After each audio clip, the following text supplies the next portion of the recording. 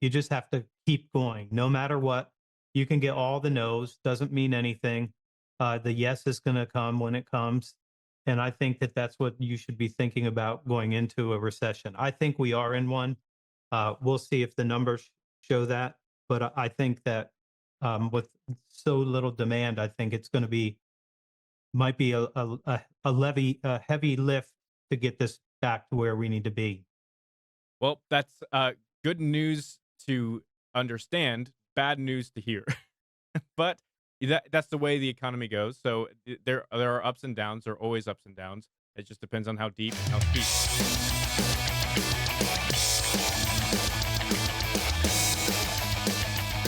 Welcome to the Sales Gravy Podcast. I'm Jeb Blount Jr. filling in for Jeb Blount Sr. And today we've got an amazing guest, a friend of mine and a friend of Sales Gravy, who is an incredible speaker. We've got Outbound coming up, though. And Outbound is the place you want to be if you're a sales person, a sales team leader, a sales executive, to bring your team to a sales conference that really just gives your team the edge. So if you haven't gotten your tickets yet, it's November 6th through the 8th. That's November 6th through the 8th. It's in San Antonio, Texas. Go to outboundconference.com. That's outboundconference.com. And Mr. Anthony Iannarino, thank you so much for joining us on the Sales Guru podcast. I feel like I had an upgraded person on the other side now. I've been telling him that for years. That's why he's giving me some shots at the podcast. You are a lot better looking. Uh, there's no doubt about that. Well, so, sir, you are all got all kinds of things going on. You've got a book coming up that's going to release in September, The AI Edge, that you wrote with Jeb Blount Sr. And I know you've got other things going on in your world. So, kind of walk us through what you've been up to. I've got 3 books right now that I have outlined, and I'm going to do 2 books on sales, and then 1 book that's not on sales. So I've started to spread my wings a little bit. When you write, Congratulations. when you do like 5 or 6 sales books, you got to do something else. So my first was the negativity fast. That's the wide one. Yes. That's for everybody. It's not just salespeople. Even though it'll help salespeople, it's really for everybody. And so the Negativity Fast came out, and it is an incredible book, essentially outlining how you can increase positivity in your life. And that is through reducing, in many cases, the amount of negativity that you intake into your Yeah, life, crap in, crap out. that's right. And so tell us about outline for maybe your new book that you're planning on that's outside of sales. You have a little synopsis of it? Yeah, I've got 2 books that are sales books, so we could talk about those. Sure. The first one is about my methodology. So I am known for the executive briefing, and we do that as the very first thing to sit down with the client.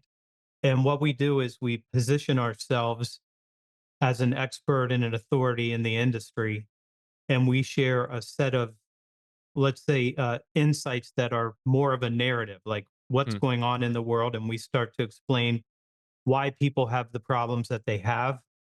And I've done this for 20 years. I've been doing this uh, only because at one time I got a very large client. It was $2 million a year.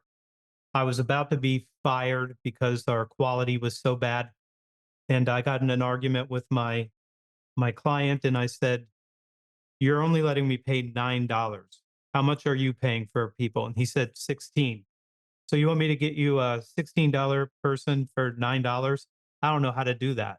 And he said, "That's not my problem. It's your problem. You need to figure it out." It's not the kind of thing that you could figure out. So I took in about 100 slides. If I said it one time, like unemployment is at 3.2, Wall Street Journal, New York Times, Washington Post, and Chicago Tribune, just keep stacking and stacking and stacking. It was it was murder. Like there was so much data. I just went through all of the things, all of his neighbors and how much they were paying. And at the end of that meeting, he said, "That was a very good briefing." I wasn't trying to do a briefing. I was trying to get $2 million more. And at the end of that, he said, "Can you give me your slide deck?" And I said, "Why do you need my slide deck?" And he said, "I'm going to be talking to our executive council this afternoon, and it'd be nice to have that." 2 hours after his meeting ended, he called and gave me $2 million. And I thought, I'll never have to do that again. And then it turned out at the end of the year, he called me and he said, "Hey, are you going to brief us on what you want us to do next year?" And I said, "We've been talking about that all week. I had no intention of ever doing it again." And and he did it again. And then at some point, maybe like 6 months later, I thought, everybody just like leans into learning. They're trying to figure out, why do we have these problems? What should we be doing? And from that point on, I was like, why not just do it as the first thing and explain what's going on, giving them the narrative, giving them the data and the citations so they can believe it. And it just turns out to be a very easy conversation that automatically, if you believe that there are statuses in sales. So some people are high status. Mm, Your dad's high status. He's very, very competent. He's written everything.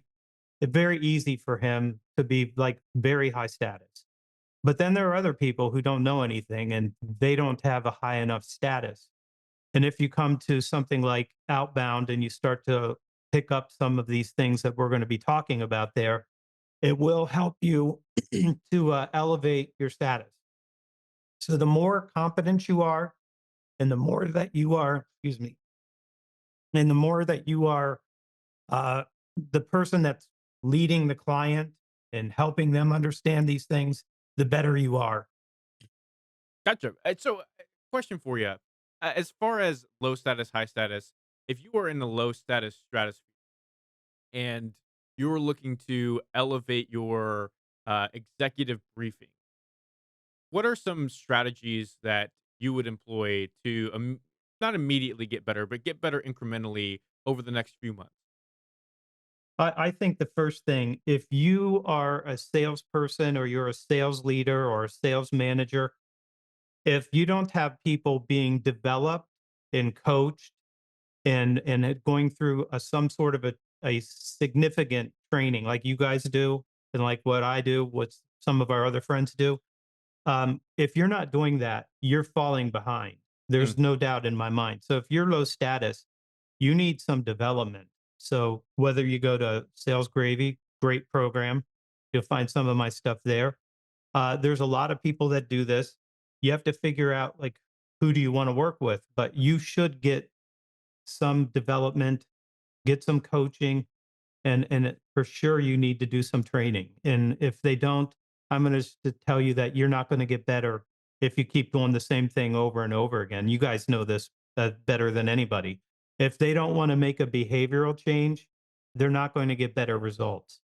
So when we teach and we train people, we make sure that they understand all we're looking for is the behavioral changes. If those happen, I can be certain that you're going to be able to execute the executive briefing, that you can execute good discovery, mm, and all of the things that we worry about when we're helping salespeople. mm. I would say that has to be the priority for people. I like what you mentioned with there has to be a willingness for behavioral change. Yeah. There has to be a behavioral change. What are some key behavioral changes that just in your 20 years working with salespeople that you've just if this person's willing to do this, they're going to be successful. If they're not, Yeah. cut them loose. Well, I have a whole bunch of things that I am unhappy about with salespeople. So, number one, I have no idea why anybody starts with rapport building when you're only going to get 45 minutes with a person. Why would you ruin the beginning of that when you could get better rapport with something like an executive briefing, simply because it's showing that you are high status and that you do have the insights and that you are an expert and an authority in your industry. And I think people make a mistake doing that. The second mistake, I sold this way for a long time. We call it the legacy approach. And the legacy approach is Let me tell you about my company. Let me tell you about my clients. Let me tell you about my solutions. It just doesn't work for buyers anymore. They're trying to make a rare decision that they have to get right on the first try. Mm, So if you're not the person that can educate them on how to make that decision, then you're making a mistake. So for the last maybe, I'm going to say 10 years, we've been in the era of solutions and everybody wants to talk about their solutions. Everybody's got a good solution, especially when you get to SaaS, right? right. There's so much duplication, right? Of what somebody else already did. If you're not the one that's helping with the decision, then you are not going to be high status. That's just not possible for you to have a high status. Mm. If you don't have the experience, if you've not been trained, if you don't have great strategies like you guys do with your teams and my teams, and I think that's a real headwind for a lot of people right now. And I think a lot of people think, well, we hired them because they were already in sales. That does not mean that you're going to succeed. It means that you need to do something to help everybody get their potential up. That's what you're trying to do. And I think this is important as we head into what seems like, uh, and I'm not a whistleblower or like someone who like has a siren going on, but I mean the economic headwinds are not in the favor of the economy right now. I mean, Right. it is looking like there's going to be a recession coming, whatever that looks like in the future. And a lot of companies are coming out of potentially the best 5-year stretch that they've ever had in their company's history. And of course, last year and a half has been, tough for many businesses, including SaaS. But as someone who's been in the industry, who's seen the ups and downs, you've done this for 20 years, you've seen the recession that happened in 2008. You've seen, the boom that happened after COVID. What are some I my first recession was 1992, 92? Los Angeles. Yeah, that was my first one.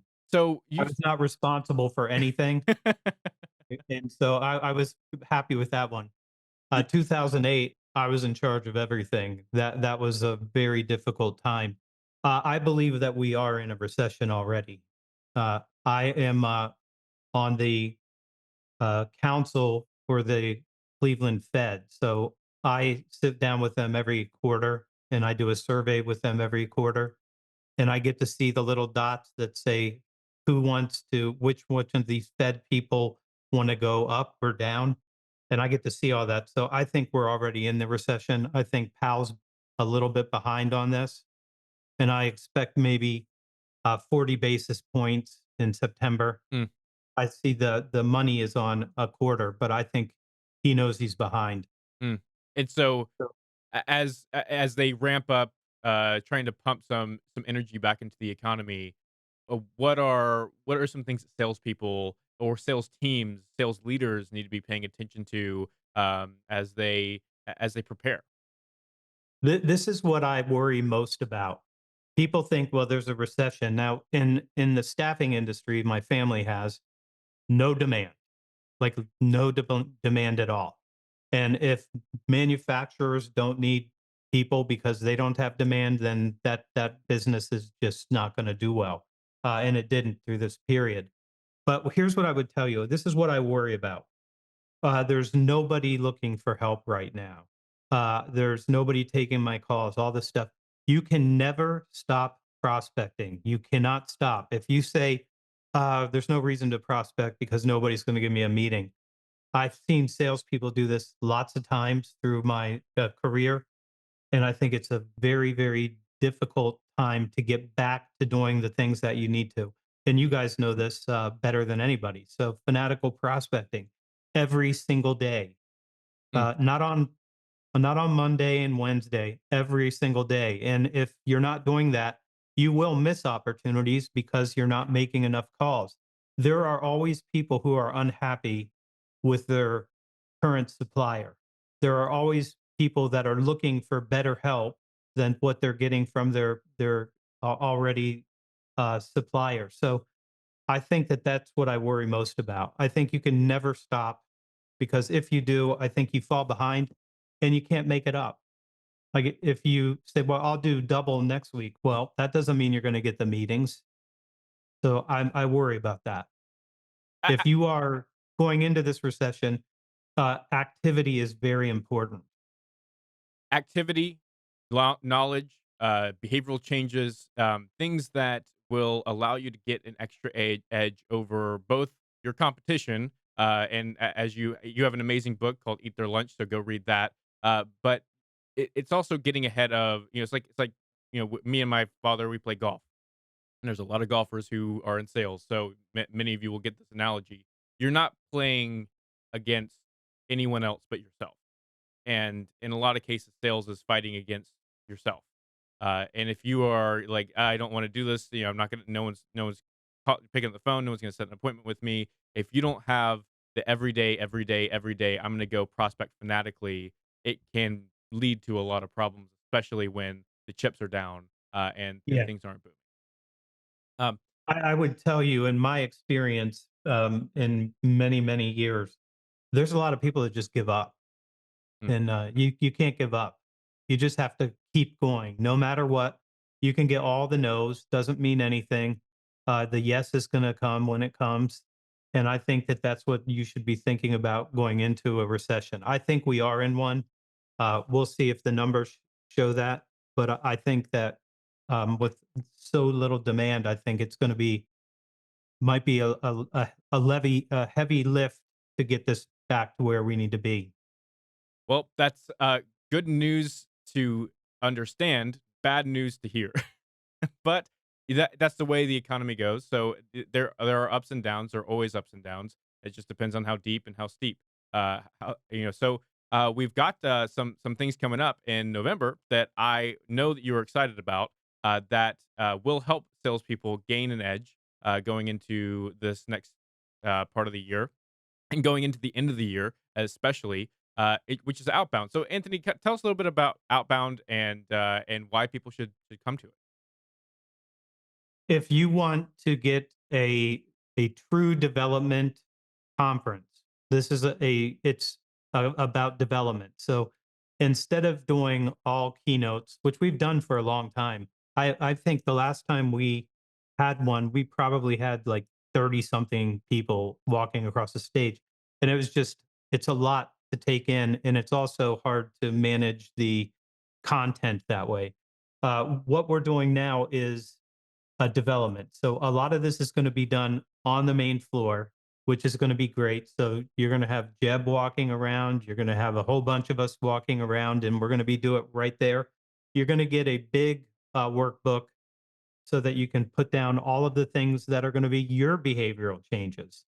And you should probably come in with the idea of, I need probably three things that I should focus on over the next year. And the year after that, we'll have something else for you. So there's a whole bunch of us. I'm going to be handling the lost art of closing. So the commitment gaining and leading the client instead of letting the client lead you. And that's another high status sort of idea. Like I'm supposed to lead them. They buy occasionally. I sell to my clients every single day. So which one of us has the better Mm, concept of the buyer's journey? The person that does it every day. I had a guy, let's say 2 months ago. I said, "How many meetings do you have in a week?" And he said, 20. It's rather transactional, but 20 meetings is a lot of meetings. mhm. That's and then I said, "How many weeks do you do that?" And he said, "Every single week, 20 meetings."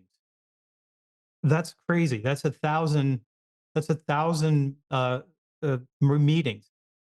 How could he not understand the conversation? Like he does it so often and he's seen it so many different ways. And I asked like, how how often does your client buy? And he said about every 5 years. That means that person learned nothing over 5 years about what was going on in that industry. So the salesperson should be high status because you do these things. So a lot of what we're going to be doing is training and teaching and giving you new strategies that you're going to be able to take into this recession and into 2025. So this will get you and your team. If you're a sales leader and you're listening to this, you should bring your team here. It will be a great experience for them. They will get all kinds of new strategies. They're going to have time to work on this stuff with us while we're here at Outbound. And I would tell you that they will thank you for doing this, and it will be a very, very important development experience for them. And especially when you've got Jeb Blount, you've got a whole bunch of us, Amy Franco, there's a whole bunch of people who are really great at this. And you're going to walk away probably with more than you need. But I would tell you, as a starting point, try to figure out the three things that you want to do, and we'll probably have something there to take care of you. And if you haven't checked out Outbound, go to outboundconference.com. That's outboundconference.com. Again, the dates are November 6th through the 8th, November 6th through the 8th. And if you haven't gotten tickets yet, that's outboundconference.com/tickets. The VIP tickets are already sold out. So we are looking forward to having all of you there. If you have a team, if you have any questions, reach out at salesgravy.com or at outbound.com, and one of our live agents will be there to help you. We have to say one other thing. This will be the most fun you've had at a conference. There's no doubt about it. It's all love and joy, and it's a lot of fun. And everybody that comes later. They come back in the next year just because it's such a fun environment. Absolutely. That's Outbound Conference 2024. It's in San Antonio, Texas. And we look forward to seeing y'all there. Anthony, thank you so much for being on the podcast, and we'll see you next time. Hey, I'm doing a happy dance because you watched this video. Make sure that you click like and subscribe so that you never miss one of our amazing sales training videos.